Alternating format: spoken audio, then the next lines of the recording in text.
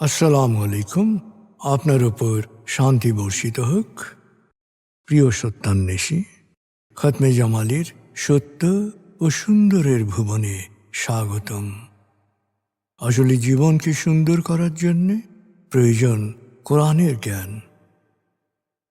আল্লাহ নিজেই বলেছেন, আমি কোরআনকে খুব সহজ করে দিয়েছি যাতে করে তোমরা এর শিক্ষা মনে রাখতে পারো। হে মানুষ, তুমি কি এর শিক্ষা হৃদয়ে ধারণ করবে না? সূরা কামারের 17, 22, 32 ও 40 নম্বর আয়াতে 4 বার আল্লাহ এই একই কথা বলেছেন। আসুন আমরা কোরআনের শিক্ষাকে হৃদয়ে ধারণ করার জন্যে পুরোপুরি মনোনিবেশ করি। আর এ প্রয়াসে আমি শহীদ আল বুখারী মহাজাতক আপনার সাথে রয়েছি। হালকাভাবে চোখ বন্ধ করুন, নাক দিয়ে লম্বা দম নিন, ধীরে ধীরে মুখ দিয়ে দম ছাড়ুন।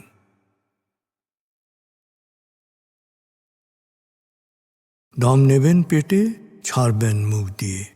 দম নেওয়ার চেয়ে দম ছাড়তে সময় একটু বেশি নিন। এভাবে কয়েকবার দম নিন ও দম ছাড়ুন।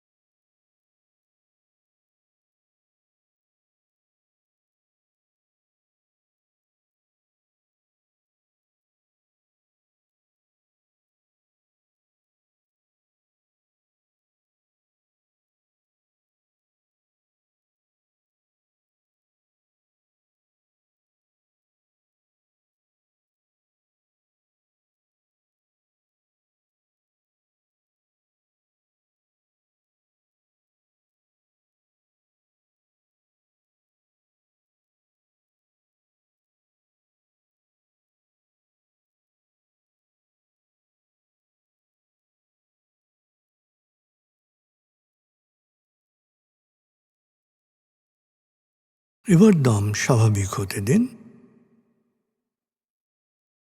এবার নাক দিয়ে ধীরে ধীরে দম নিন, নাক দিয়ে ধীরে ধীরে দম ছাড়ুন।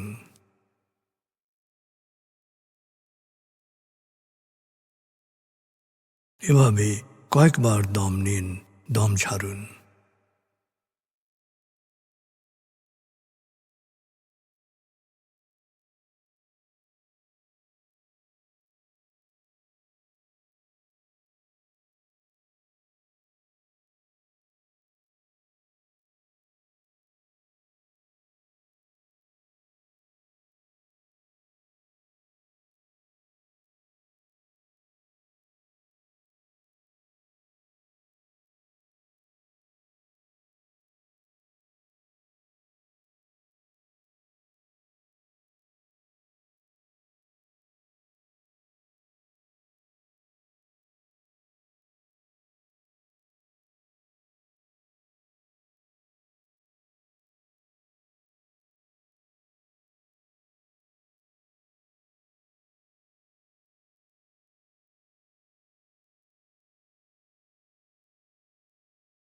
এখন দম স্বাভাবিক হতে দিন।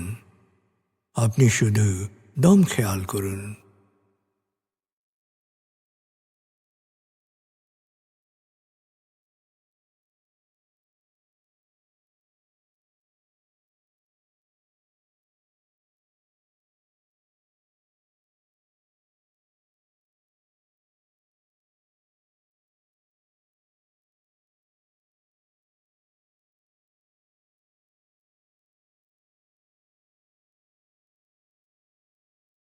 প্রিয় সত্যান্বেষী, এবার আমরা ডুবে যাব সূরা ফাতিহার তেলাওয়াত ও মর্মবাণীতে। 1. সূরা ফাতিহা। أعوذ بالله من الشيطان الرجيم. بسم الله الرحمن الرحيم. الحمد لله رب العالمين. الرحمن الرحيم مالك يوم الدين إياك نعبد وإياك نستعين اهدنا الصراط المستقيم صراط الذين أنعمت عليهم غير المغضوب عليهم ولا الضالين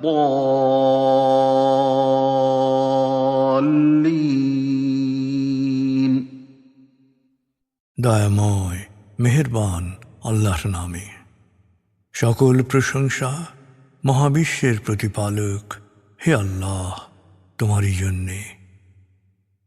তুমি দয়াময় মেহেরবান কর্মফল দিবসের মালিক। আমরা শুধু তোমারই ইবাদত করি, শুধু তোমারই সাহায্য চাই। প্রভু হে, সাফল্যের সরল পথে তোমার প্রিয়জনদের পথে আমাদের পরিচালিত করো। প্রভু হে, বিভ্রান্ত অভিশপ্তদের অন্ধকার পথ থেকে তুমি আমাদের রক্ষা করো।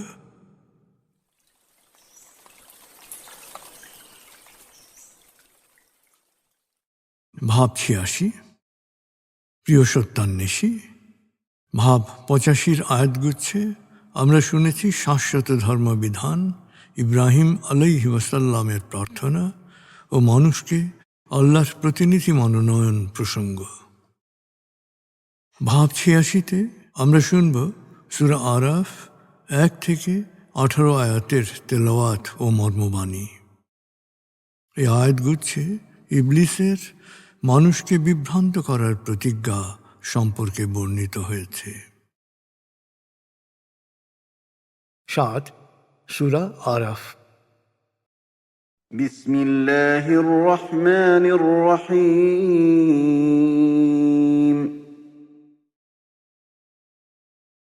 আলিফ লাম মিম صاد كتاب أنزل إليك فلا يكن في صدرك حرج منه لتنذر به وذكرى للمؤمنين اتبعوا ما أنزل إليكم من ربكم ولا تتبعوا من دونه أولياء قليلا ما تذكرون وكم من قرية أهلكناها فجاءها بأسنا بياتا أو هم قائلون فما كان دعواهم إذ جاءهم بأسنا إلا أن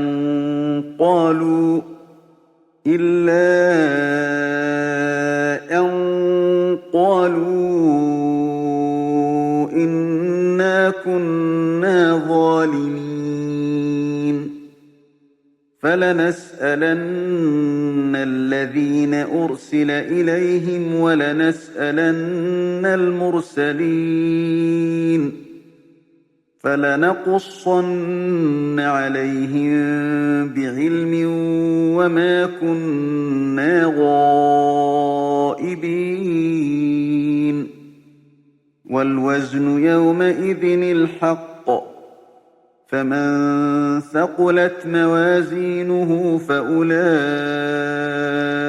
هم المفلحون ومن خفت موازينه فأولئك الذين خسروا أنفسهم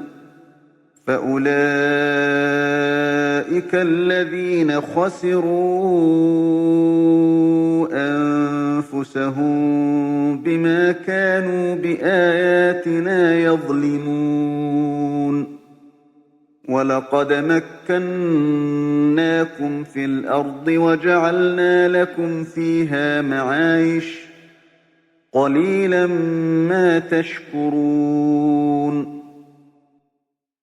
ولقد خلقناكم ثم صورناكم ثم قلنا للملائكة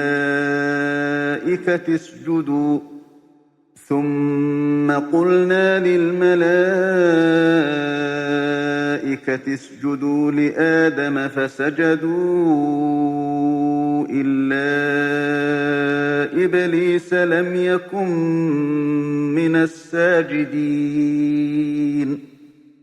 قال ما منعك ألا تسجد إذ أمرتك قال أنا خير منه خلقتني من نار وخلقته من طين قال فاهبط منها فما يكون لك أن تتكبر فيها فاخرج إنك من الصاغرين قال أنظرني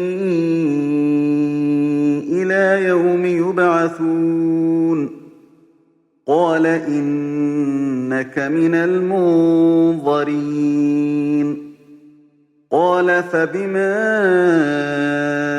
أغويتني لأقعدن لهم صراطك المستقيم ثم لآتينهم من بين أيديهم ومن خلفهم وعن أيمانهم وعن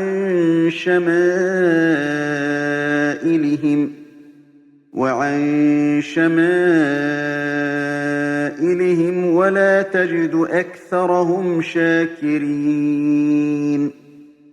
قال اخرج منها مذءوما مدحورا لمن تبعك منهم لأملأن جهنم منكم أجمعين দয়াময় মেহেরবান আল্লাহর নামে। আলিফ লাম মিম সাদ। হে নবী, তোমার কাছে কিতাব নাজিল হয়েছে আল্লাহর তরফ থেকে, অতএব এই কিতাব দিয়ে বিভ্রান্তদের সতর্ক করতে তুমি কোনো ধরনের সংকোচকে প্রশ্রয় দিও না, আর বিশ্বাসীদের জন্য এতে উপদেশ। হে মানুষ, তোমার প্রতিপালকের পক্ষ থেকে তোমাদের কাছে নাজিল হওয়া বিধিবিধান অনুসরণ করো এবং আল্লাহ ছাড়া অন্য কাউকে বন্ধু বা অভিভাবক হিসেবে গ্রহণ করো না। হায়, কত সহজেই না তোমরা এ উপদেশ ভুলে যাও। কত অবাধ্য পাপ ভারাক্রান্ত জনপদকে আমি ধ্বংস করেছি, সেখানে আমার আযাব নাজিল হয়েছে হঠাৎ করে, কখনো রাতে, আবার কখনো বা দুপুরে দিবানিদ্রা উপভোগ করার সময়। যখন আমার আযাব ওদের উপর নেমে এসেছিল, তখন ওদের মুখে কোনো কথা ছিল না, শুধু ওরা আর্তনাদ করে বলে উঠেছিল, হায়, নিশ্চয়ই আমরা সীমালঙ্ঘন করেছিলাম। যাদের কাছে আমি রসূল পাঠিয়েছি, মহাবিচার দিবসে তাদের অবশ্যই আমার কাছে জবাবদিহি করতে হবে। আর রসূলদেরও জিজ্ঞেস করব, তারা আমার বাণী পৌঁছানোর দায়িত্ব কতটুকু পালন করেছিল আর কতটুকু সাড়া পেয়েছিল। তারপর তাদের সকল কর্মকাণ্ড তাদের সামনে তুলে ধরব, আর তাদের সব কর্মকাণ্ডই আমি জানি। আমি তো সেখানে অনুপস্থিত ছিলাম না। সেদিন যথার্থ ওজন করা হবে। সৎ কর্মের ফলে অর্জিত নেকির পাল্লা যাদের ভারী হবে, তারাই অনন্ত কল্যাণ লাভ করবে। আর যারা ইচ্ছাকৃতভাবে আমার বিধিবিধান প্রত্যাখ্যান করেছিল, তাদের পাল্লা হবে হালকা, তারা হবে চূড়ান্তভাবে ক্ষতিগ্রস্ত। হে মানুষ, আমি পৃথিবীতে তোমাদের প্রাচুর্য, সম্পত্তি ও ক্ষমতায় প্রতিষ্ঠিত করেছি, এবং দিয়েছি জীবনের সকল উপকরণ। হায়, তারপরও তোমরা কত কম কৃতজ্ঞতা প্রকাশ করো। আমি তোমাদেরকে প্রথম সৃষ্টি করেছি, তারপর তোমাদের আকৃতি দিয়েছি।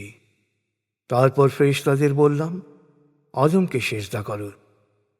আমার নির্দেশ পেয়ে ইবলিস ছাড়া সবাই সেজদা করল। ইবলিস সেজদাকারীদের মধ্যে শামিল হল না। আল্লাহ তখন ইবলিসকে জিজ্ঞেস করলেন, আদেশ দেওয়ার পরও তুমি সেজদা করলে না কেন? কে তোমাকে বাধা দিল? সে বলল, আমি আদম অপেক্ষা উত্তম।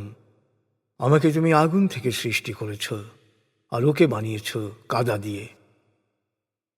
আল্লাহ বললেন, তুমি নেমে যাও। এখানে থেকে অহংকার করবে তা হতে পারে না, তাই এখান থেকে বেরিয়ে যাও, তুমি অধমেরও অধম। ইবলিস তখন আবেদন করল, পুনরুত্থান দিবস পর্যন্ত আমাকে অবকাশ দাও। আল্লাহ বললেন, ঠিক আছে, তোমাকে অবকাশ দেয়া হলো। এরপর ইবলিস বলল, তুমি যাদের উপলক্ষ করে আমাকে চরম শাস্তি দিলে, তাদেরকে তোমার সরল পথ থেকে বিচ্যুত করার জন্যে আমিও ওত পেতে থাকব। এ আমার প্রতিজ্ঞা। সামনে, পেছনে, ডানে, বামে, অর্থাৎ সম্ভাব্য সকল দিক দিয়ে এবং সকল উপায়ে আমি তাদের বিভ্রান্ত করব, এবং তুমি তাদের অধিকাংশকেই অকৃতজ্ঞ হিসেবে পাবে। তখন আল্লাহ বললেন, লাঞ্ছিত ও ধিক্কৃত অবস্থায় এখান থেকে বের হয়ে যাও। আর মানুষের মধ্যে যারা তোমাকে অনুসরণ করবে, তাদেরকে ও তোমাকে দিয়েই আমি জাহান্নাম পূর্ণ করব।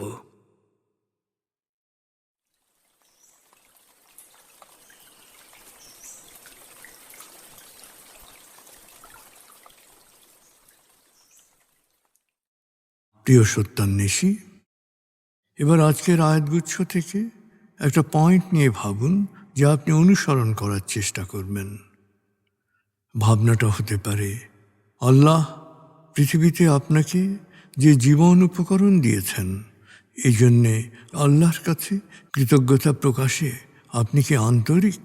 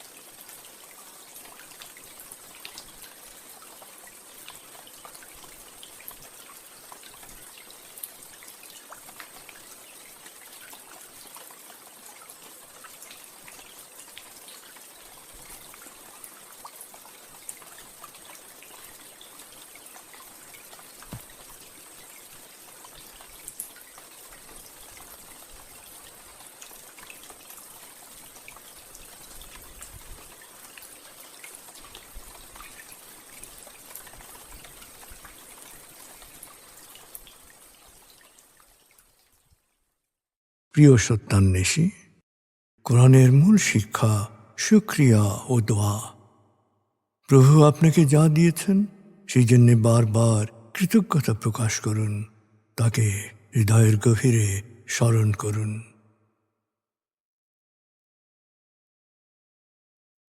আল্লাহ আল্লাহ আল্লাহ আল্লাহ আল্লাহ আল্লাহ আল্লাহ আল্লাহ আল্লাহ আল্লাহ আল্লাহ।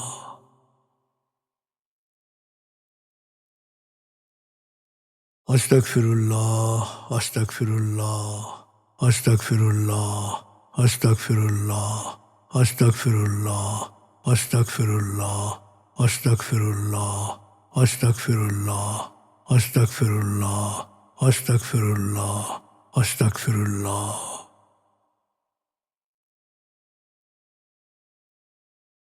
আসুন প্রার্থনায় ডুবে যাই। হে আমাদের প্রতিপালক, আমাদের ইহকাল ও পরকালের কল্যাণ দান করো। আগুনের শাস্তি থেকে তুমি আমাদের রক্ষা করো।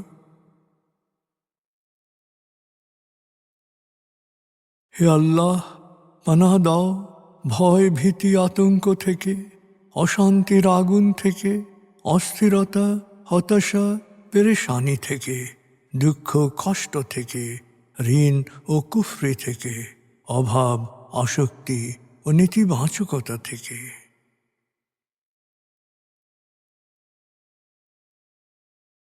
হে আমাদের প্রতিপালক, আমাদের বেহিসাব রিজিক দান করো।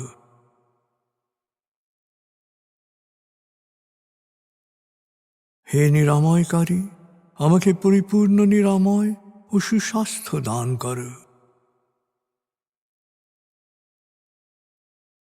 প্রভু হে, আমার মা বাবা অভিভাবক শৈশবে যে মমতায় আমায় লালন করেছেন, তুমিও তাদের উপর সেরূপ করুণা বর্ষণ করো।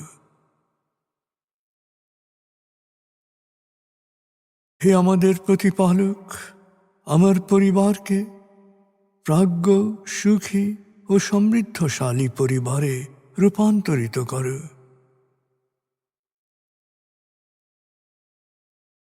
হে করুণাময়, আমাদের কোয়ান্টাম ফাউন্ডেশনকে, আমাদের সংঘকে তুমি কবুল করো। সংঘের প্রতিটি কাজে প্রবৃদ্ধি দান করো। সংঘের সবার উপর তোমার রহমত ও করুণা বর্ষণ করো।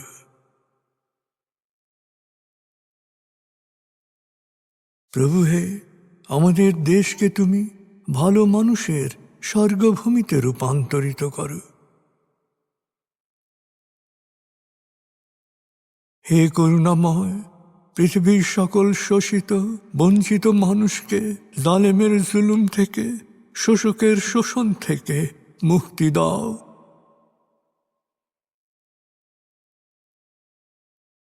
প্রভু হে, ভালো ভাবা, ভালো বলা, ভালো করা ও ভালো থাকার অফুরন্ত শক্তি আমাকে দাও।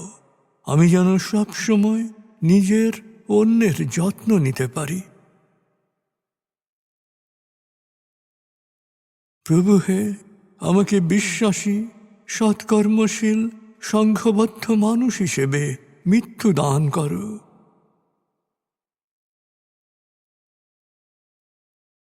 অনুভব করুন, আল্লাহ আপনার অন্তরেই আপনার কথা শুনছেন।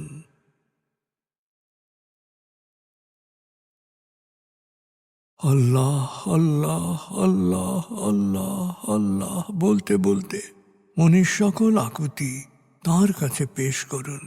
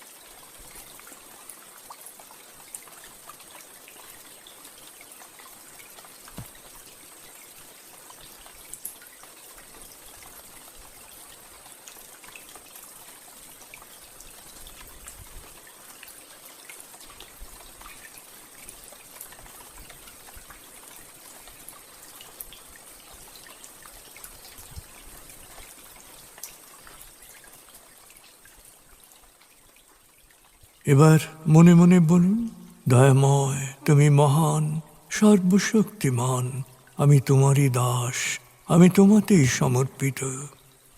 দয়াময় তুমি মহান, সর্বশক্তিমান, আমি তোমারই দাস, আমি তোমাতেই সমর্পিত। দয়াময় তুমি মহান, সর্বশক্তিমান, আমি তোমারই দাস, আমি তোমাতেই সমর্পিত।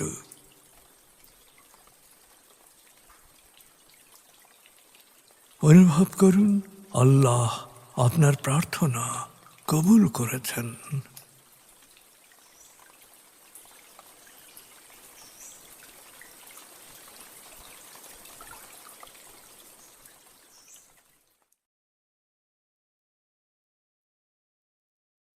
এবার লম্বা দম নিন, 0 থেকে 7 গণনা করে স্বাভাবিক জাগ্রত অবস্থায় চলে আসুন।